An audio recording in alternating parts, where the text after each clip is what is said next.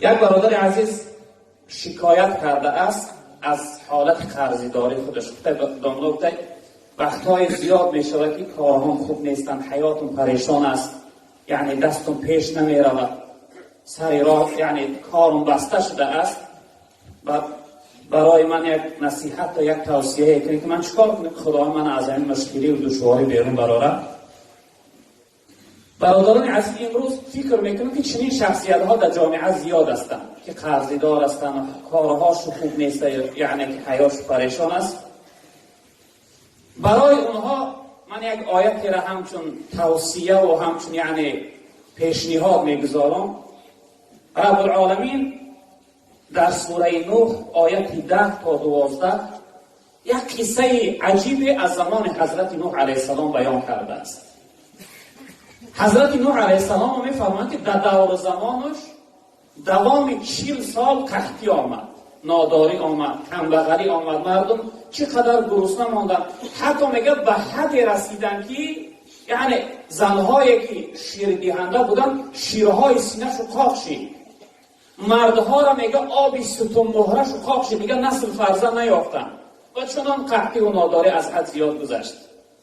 بعد از اون حضرت نوح علیه السلام و سوی قومهاش توصیه کرد، یعنی نصیحت کرد.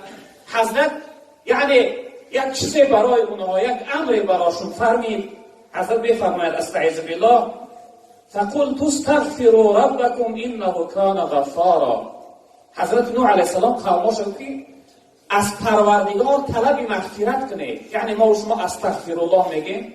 حضرت گفت کلمه استغفرالله بگی، پروردگار بسیار مغفرت کننده است، یعنی گناههای شما را میبخشه، شما را از بدی و گناه پاکیزه میکنه. یرسل السماء علیکم مدرارا. گفتن اگر شما این وظیفه استغفار داشته باشه، خداوند برای شما باران رحمت نازل میفرماید، یعنی در حیات شما باران رحمت میفرسته پروردگار. و یمددکم باموال و بنین. خداوند شما را مدد میکنه، یعنی یاردم میکنه، یعنی با مالدار شدن و بای شدن و فرزنددار شدن. بسیاری از مفسران و علما انسان‌هایی که فرزند نمی‌یابند از این آیت دلیل گرفته اونها را می‌فرمایند که هر روز زیاده از 1000 بار کلمه استغفرالله بگویید.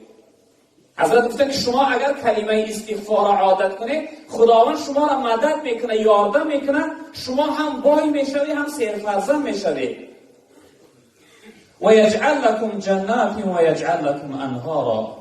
رب العالمین باغهای شما را پرمیوه میگردانه و جویبارهای شما را پر از آب میگردانه. یعنی که این آیت بشارتی هست برای شخصیت هایی که وظیفه استغفار را برای خودشون عادت میکنه. برادران عزیز، شخصیت های کارات خوب نیستن، قرضدار شده، از ناخوبی حیات شکایت میکنه، این توصیه حضرت برای شما هم یعنی که نصیحت است. برادران عزیز، شخصیت نزد حضرت امام حسن بصری رحمت الله علیه آمد، یعنی از قرضداری شکایت کرد. حضرت او را توصیت برای استغفار گفتن کردن. شخصیت آمد گویا حضرت گفت من فرزنددار نیستم، حضرت او را توصیه کرد. یعنی چند شخصیت نزد حضرت شکایت آمدن، حضرت امام حسن بصری رحمت الله علیه توصیه کردن کلمه استغفار را عادت کنید، خداوند شما را از این دشواری و مشقت بیرون میبرد. پیغمبر بزرگوار صلی الله علیه و سلم در روایت فرمودند که این حدیث ابو داود روایت کرده است، حدیث راویش ابن عباس است. پیغمبر بزرگوار فرمودند که من لزم الاستغفار جعل الله له من كل ضيق مخرجا و من كل هم فرجا و رزقه من حيث لا يحتسب. مثلا هر شخصیت کلمه استغفار گفتنش برای خودش عادت کنه، لازم بدونه، خداوند او را از تمام حالت تنگی و مشکلی بیرونش میبراره، از تمام حالت مشقت و دشواری بیرونش میبراره و از تمام حالت غمگینی و ناراحتی نجاتش میدهد و پروردگار برای او از جای ریسک میدهد که یعنی این شخصیت در فکر و در حسابش نیست.